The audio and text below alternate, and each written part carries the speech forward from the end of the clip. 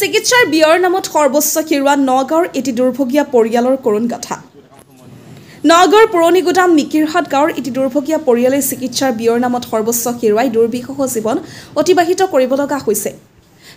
দুৰ্ভগীয়া এই পৰিয়ালটোৰ কৰুণ গাথা সন্দৰ্ভত পোহৰলৈ অহা তথ্য অনুযায়ী নগাঁৱৰ পুৰণি গুদাম মিকিৰহাট নিবাসী দীপক বায়ন নামৰ লোকজনৰ পত্নী জয়ামণি বায়ন বিগত 2 বছৰৰ পৰা কেঞ্চাৰৰ দৰে এক জটিল ৰোগত আক্ৰান্ত হৈ আছে।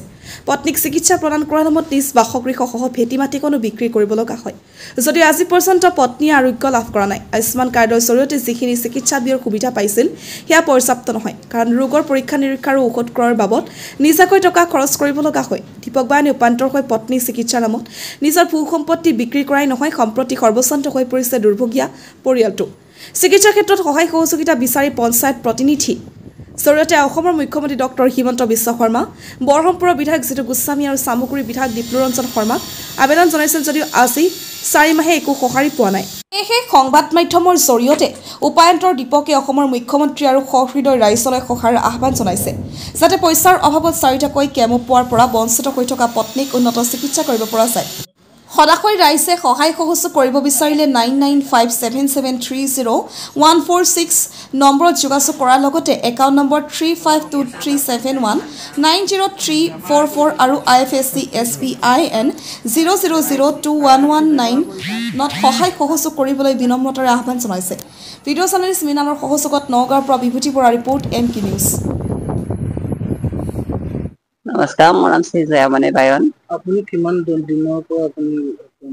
মই এবছৰ হৈ গ'ল। এবছৰ হ'লে যাবই আৰু হয়। ভুগি আছো মই কেঞ্চাৰ ৰোগত। মানে চিকিৎসা কৰিছিলোঁ, কিন্তু চিকিৎসা এতিয়া আধৰুৱা হৈ গ'ল। মোৰ টকা পইচা একেবাৰে নাইকিয়া হৈ গ'ল, চেচ হৈ গ'লো।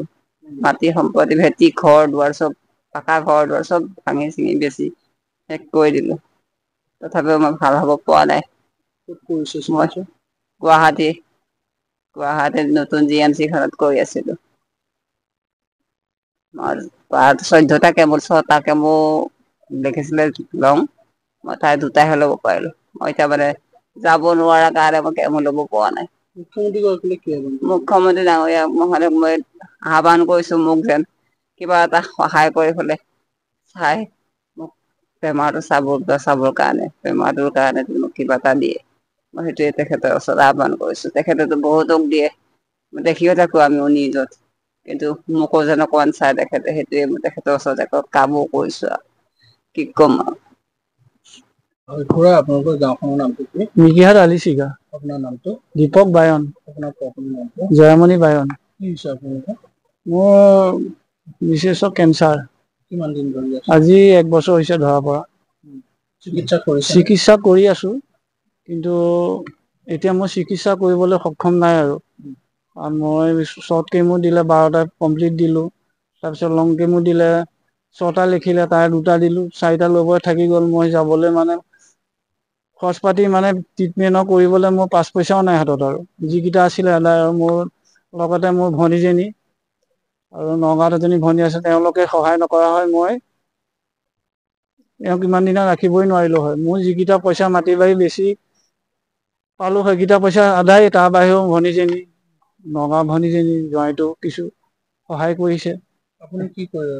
মই মানে আগতে কাম বন কৰি থাকো, তাৰপিছত বয়সস্থ হৈ গলো। তাৰপিছত পৰিগ্ৰামতে মই এখন সৰু সুৰা ঘুমটি এখন লৈ পেলাই তাতে দুইটাই পাণ তামোল চাহ ঘুগুনি এনে কিবা কিবি বেছি পেলাই ধুনীয়াকে চলি আছিলো। এতিয়া মানুহজনী বেমাৰত পৰিল, মানুহজনীও যাব নোৱাৰা হ'ল, ময়ো যাব নোৱাৰা হলো। মানুহজনীক এৰি অনবৰত মানুহজনীক থাকিবই লাগে, দাঙি কৰি নিব লাগে। পায়খানা কৰিবলৈও দাঙি নিব লাগিব, পেচাব কৰিবলৈ দাঙি নিব লাগিব, বিচনালৈ উঠাওতে দাঙি দিব লাগিব। এতিয়া মই তেওঁক এৰি থৈ কলৈকো যাবই নোৱাৰো। মানে মোৰ চলা ফিৰা বহুত অসুবিধা হৈছে। বেমাৰীটো বাদেই, এতিয়া চলা ফিৰাই অসুবিধা হৈছে।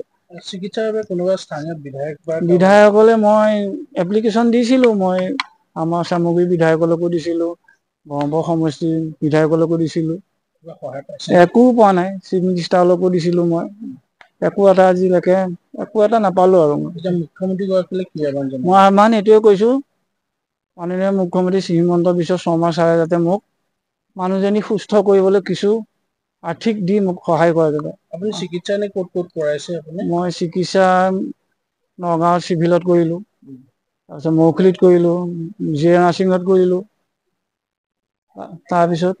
তাৰপিছত একেবাৰে এতিয়া গুৱাহাটী নতুন GMC সেইখনত কৰি আছো। পৰ্যাপ্ত পৰিমাণে যিটো চিকিৎসা পাব লাগে হয়তো মই পোৱা নাই আমাৰ এতিয়া কেমো 4টা থাকিয়ে গ'ল। কেমো 4টা দিয়াৰ পিছত আকৌ কি পৰ্যায়ত আহে সেইখিনি গমেই নাপালো। বাকী 4টাই থাকি গ'ল। কাৰণ মই নিবলৈ যি 2 তাৰিখে মোক ডেট দিছিলে, মই 2 তাৰিখে দিবলৈ মইতো 5 পইচা নাই, নিব নোৱাৰিলো। তেওঁ কৈছে যি হয় হ'ব আৰু দিয়ক আৰু আপুনি কিমান হেৰি কৰিব আৰু ভগৱানকে দি পেলাই আৰু সেইটোৱে কৰিছো আৰু ভাবি পেলাই এনেকে আছো আৰু।